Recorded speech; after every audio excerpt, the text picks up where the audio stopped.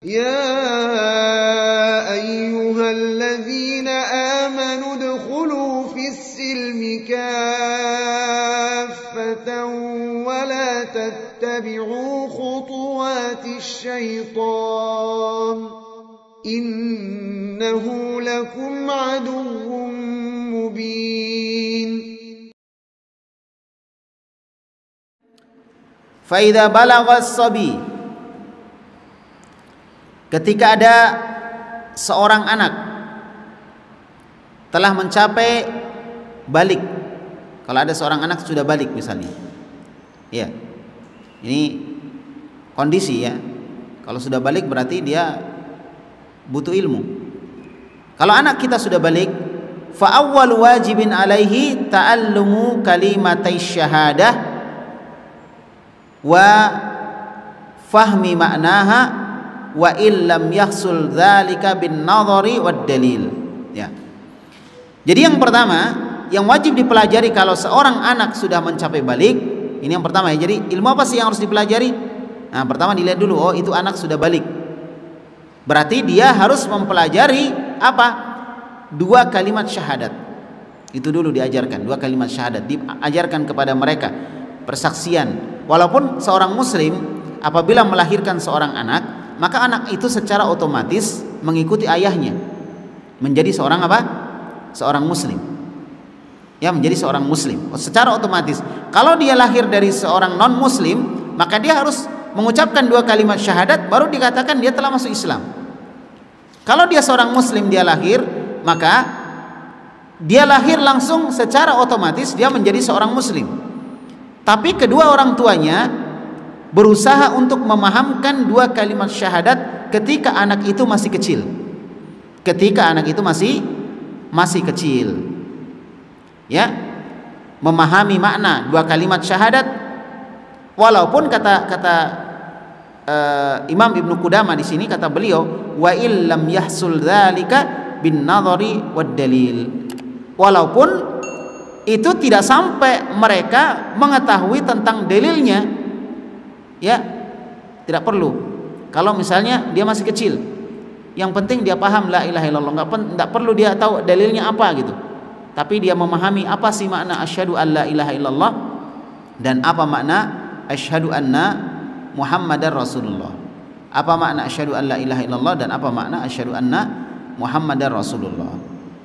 Baik ya, ini harusnya dia pahami, dia pelajari, ya kan, diajarkan kepada anak-anaknya. Nah, li'anna an-nabiy sallallahu alaihi wasallam iktafa min ajalafil arabi bitasdiq min ghairi ta'allumi dalilin. Karena Nabi Muhammad sallallahu alaihi wasallam mencukupkan diri mengajarkan kepada orang-orang Badui untuk membenarkan 2 kalimat syahadat tanpa mengajarkan kepada mereka dalil-dalilnya.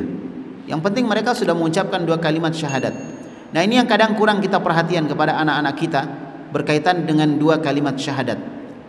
Sangat penting sekali anak-anak kita diajari dengan 2 kalimat syahadat, sehingga mereka tahu kenapa mereka hidup, mereka tahu kenapa mereka ada di dunia, mereka tahu ya siapa penciptanya, sehingga ketika ada masalah mereka tahu kemana mereka harus berdoa meminta pertolongan ketika mereka dalam kondisi menghadapi masalah. Inilah pentingnya mengajarkan 2 kalimat syahadat kepada anak-anak kita. Dan ini sebagian kita kadang fokus kepada masalah adab pada anak-anaknya, dan ini tentunya tidak ada masalah. Itu perkara yang bagus-bagus saja, baik-baik saja. Seorang ada perhatian kepada masalah adab, masalah akhlak, karena ini juga yang sekarang terkikis dari anak-anak kita. Namun masalah akidah jangan sampai ditinggalkan, karena ini yang utama. Dan ini yang pertama yang harus diajarkan kepada anak-anak. Bagaimana dia bisa memahami masalah akidah.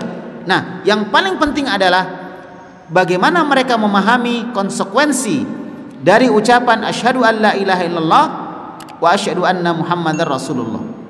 Ya. Jadi Nabi alaihissalam juga dulu mengajari orang Badui. Orang Badui ini orang-orang dari gunung yang notabene mereka adalah orang-orang yang kurang tersentuh dengan dunia pendidikan. Ya, jadi mereka orangnya sederhana, orangnya lugu. Bertanya mereka pertanyaan-pertanyaan yang sangat mendasar sekali. Ini orang-orang Badui. Dan Nabi SAW mengajarkan itu kepada mereka. Nah, ini yang pelajaran bagi kita, sebuah petikan pelajaran, bahwa Nabi mengajari orang-orang Badui itu tentang nama-nama Allah, tentang sifat-sifat Allah. Dan Nabi sama sekali tidak pernah menjelaskan tentang nama-nama dan sifat itu, kemudian Nabi mentakwilnya, tidak. Tapi Nabi mengajarkan begitu saja. Ini menunjukkan bahwa kewajiban kita kaitannya dengan masalah nama-nama dan sifat Allah Subhanahu wa taala, yaitu kita sekedar mengimani, meyakini tanpa kita mentakwilnya. Ya, tanpa kita bertanya bagaimana dan bagaimananya.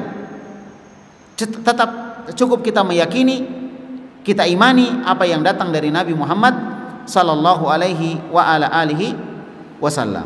Nah, itu yang kita ajarkan juga kepada anak-anak kita. Bisa kita ajarkan tentang nama-nama Allah, kita ajarkan tentang sifat-sifat Allah tanpa kita menjelaskan secara detail, atau mungkin kita mentakwil, ya, kita tidak lakukan itu. Namun kita menjelaskan, mengajarkan kepada mereka sesuai apa yang dicontohkan Nabi kita Muhammad sallallahu alaihi wa ala alihi wasallam. Walidzalik,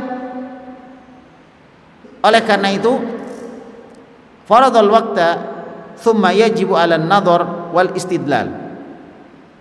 Fa idza jaa al-waqtu shalah. Nah, kemudian di sini oleh karena itu diwajibkan berdasarkan waktunya. Diwajibkan berdasarkan waktunya. Ya, artinya seorang anak diwajibkan mereka ilmu berdasarkan waktu apa yang hendak dia lakukan. Fa idza jaa waqtus shalah wajaba alaihi ta'allumut thahar was shalah. Kalau telah datang waktu salat, maka wajib mereka diajari tentang wudu, tentang toharo, dan tentang salat. Jadi misalnya dia sudah balik ya, balik berarti sudah wajib. Kalau belum balik tidak wajib. Kalau dia sudah balik dia wajib. Nah, ketika dia balik, apa yang kita ajarkan pertama? Dilihat waktunya. Oh, ini pas balik misalnya asar, ya kan? Setelah itu masuk misalnya maghrib, ya. Maka di asar itu dia wajib untuk mengetahui bagaimana sholat asar. Walaupun sebenarnya di umur 7 tahun kita sudah perintahkan mereka sholat. Sebagaimana Nabi sebutkan, ya, umur 7 tahun itu sudah diperintahkan sholat. Jadi jangan umur-umur sudah 10 tahun, 11 tahun malah mereka tidak pernah diajari tentang sholat. Nah, gimana mereka mau diajari sholat kalau kita sendiri sebagai orang tua itu kurang perhatian kepada sholat? Ya, maka hendaklah setiap muslim itu memiliki perhatian terhadap anak-anak mereka di masa-masa dia balik. Ya, kalau sudah dia waktunya sholat, diajari tentang sholat. Nah, di umur 7 tahun Nabi mengatakan, muru auladakum bisolah wahum abana'u sab'i sinin. Ajarlah anak kalian sholat ketika dia umurnya sudah 7 tahun. Ketika dia umurnya sudah 7 tahun. Ketika dia umur 7 tahun, diperintahkan Nabi ajari dia sholat, perintahkan dia sholat. Kata para ulama kita, perintah sholat itu menunjukkan wajibnya mengajari mereka tentang tata cara sholat sejak umur dia 7 tahun. Ini kewajiban orang tua. Walaupun orang tua bisa saja misalnya dia tidak ngajar langsung, tapi dia cari guru untuk mengajarkan anaknya. Tapi kewajiban utama adalah di orang tuanya. Nah, bagaimana orang tua cara dia ngajarnya? Apakah dia ajar secara langsung ataukah dia pakai orang lain? Maka itu nggak ada masalah. Yang penting tujuan utama seorang anak itu bisa sholat, itu bisa tercapai.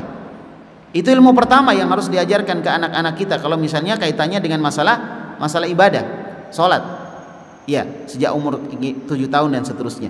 Nah, kalau dia sudah balik, anggaplah dia sudah umur 12 tahun dia balik, ya kan, atau umur 10 tahun, maka anak-anak tersebut sudah terbiasa mengerjakan sholat, diajari tentang toharoh. Berarti kalau dia diajari sholat, berarti diajari tentang bersuci, karena tidak sah sholatnya tanpa bersuci.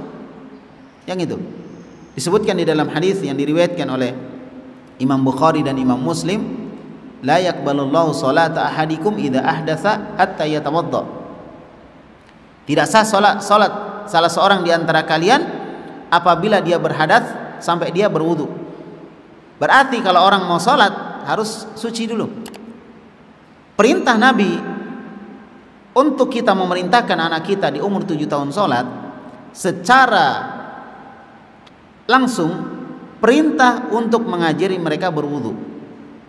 Jadi jangan nunggu waktu, ajari mereka berwudu. Berwudu yang benar. Ya, ajari mereka berwudu yang benar. Baik. Ajari mandi. Jadi sebelum mereka sampai balik sudah kita ajari mandi, mana mandi yang benar bagaimana ke anak-anak kita. Diajari mandi yang benar. Iya. Wa idza asya ila Ramadan, dan ketika mereka terus tumbuh dan sampai di bulan Ramadan, wajaba alaihi ta'allumus shaum, maka wajib untuk mengajari mereka tentang puasa. Wajibnya pas mau masuk Ramadan. Walaupun sebenarnya sebaiknya sebelum mereka balik sudah diajari tentang Ramadan, dilatih berpuasa. Sampai salaf terdahulu, para sahabat kalau anak-anak mereka tiba di bulan Ramadan, maka mereka latih untuk berpuasa. Kalau mereka menangis, maka orang-orang tua mereka memberi mereka mainan. Ya, kalau mereka minta makan, yang dikasih bukan makanan, dikasih mainan. Nah, mainan ini mereka mainkan sampai mereka lupa dan kemudian masuk waktu maghrib untuk mereka berbuka. Demikianlah usaha ulama terdahulu, para salaf terdahulu di dalam mendidik anak-anak mereka supaya punya perhatian terhadap ibadah. Nah, ini contoh dari para ulama. Jadi sebenarnya mengikuti ahlus sunnah wal jamaah, mengikuti salafus soleh, bukan sekedar kita ngaku mengikuti salafus soleh, tapi bagaimana kita praktek dalam kehidupan kita sehari-hari. Mengikuti salafus soleh bukan sekedar kita mengikuti akidahnya, tapi juga kita mengikuti cara mengajar anak-anak sebagaimana dilakukan oleh para ulama kita terdahulu. Maka ini juga penting untuk dipelajari bagaimana para ulama kita terdahulu. Jadi disebutkan oleh Imam Ibnu Qudamah, ketika tiba waktu Ramadan, bulan Ramadan, maka wajib bagi dia untuk belajar tentang puasa Ramadan. Jadi anak itu wajib. Nah, kita orang tua, kewajiban kita juga menunjukkan ke dia. Sebenarnya yang wajib itu anak, karena dia sudah apa? Sudah balik. Dia sudah balik, maka dia wajib. Kalau dia belum balik, maka itu belum wajib namanya. Tapi sudah waktunya diajari. Tapi kalau misalnya belum balik, dia belum diajari, nggak ada masalah, nggak dosa kita. Tapi kalau dia sudah balik dan belum kita ajari, kita berdosa sebagai orang tua. Karena kita membiarkan anak kita dalam kondisi dia tidak paham. Yang lebih berdosa juga anaknya, karena dia sudah balik. Maka ketika dia balik harusnya dia belajar. Inilah yang harus dipahamkan oleh orang tua kepada anak-anaknya, bahwa mereka punya kewajiban kepada zat yang telah memberi mereka makan, memberi mereka kesehatan, memberi mereka fasilitas-fasilitas kehidupan. Mereka punya kewajiban terhadap Allah Subhanahu wa ta'ala, kepada Allah Subhanahu wa ta'ala. Fa in kana humalun wa hala alaihi al-haul wajib alaihi ta'allumuz zakah. Kalau mereka sudah memiliki harta, ya, kalau ada anak yang masih kecil sudah punya harta, ya, mungkin sudah dapat warisan dari orang tuanya atau sudah dapat pembagian dari orang tuanya. Warisan itu kalau sudah meninggal, ya. Nah, atau mungkin orang tuanya meninggal dan dia dapat bagian di situ. Dan dia punya harta dan hartanya sudah mencapai nisab. Sudah mencapai nisab, sudah mencapai ukuran, ya. Nah, kemudian sudah berjalan selama 1 tahun, maka di situ wajib dia untuk belajar tentang zakat. Hukumnya sudah wajib belajar tentang zakat. Jadi sekarang bagi kalau kita misalnya punya harta, sudah nggak ada alasan lagi nggak tahu tentang zakat, harus belajar tentang zakat. Gimana zakat mal? Bagaimana kalau dia punya ternak? Bagaimana zakat ternak? Kalau misalnya dia memiliki tanaman-tanaman, ya kan, yang wajib untuk dizakati, bagaimana zakat tanaman-tanaman tersebut, dan seterusnya.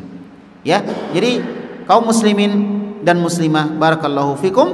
Nah, inilah yang dimaksud oleh Nabi SAW dengan thalabul ilmi fardhatun ala kulli muslim. Belajar ilmu agama wajib bagi setiap muslim.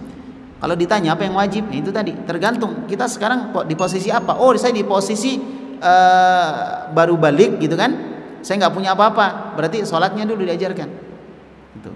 Ya, seperti itu. Nah, kemudian Fa in jaa waqtul haji, kalau telah datang waktu haji, musim haji, wa huwa mustati', kemudian dia mampu untuk melaksanakan haji, wajib alaihi al manasik, maka wajib dia mempelajari tentang manasik haji. Wajib dia mempelajari manasik haji. Kalau misalnya dia mampu dan sudah bisa untuk pergi haji, ya ini wajib. Kalau kita mampu tidak pergi haji misalnya, maka kita masuk dalam perkara tidak melaksanakan kewajiban kita. Sampai sebagian ulama kita sebutkan, kalau ada orang meninggal, dia punya harta, dia meninggal, lalu dia belum menunaikan ibadah haji, maka harta yang ada sebelum dibagikan warisannya kepada anak-anaknya, maka dikeluarkan dulu untuk dihaji badalkan oleh misalnya ahli warisnya. Maka ahli warisnya tadi pergi haji, tapi diniatkan untuk haji orang tuanya dari uang peninggalan orang tuanya tadi. Nah, karena kata para ulama, sebagian para ulama menyebutkan karena itu adalah hutang kepada Allah. Hutang kepada Allah lebih dahulu kan untuk ditunaikan, baru hutang kepada manusia. Wallahu a'lam, ini satu pendapat di kalangan para ulama, tapi paling tidak kita bisa melihat bagaimana pentingnya seorang untuk memikirkan hal tersebut. Memikirkan hal tersebut.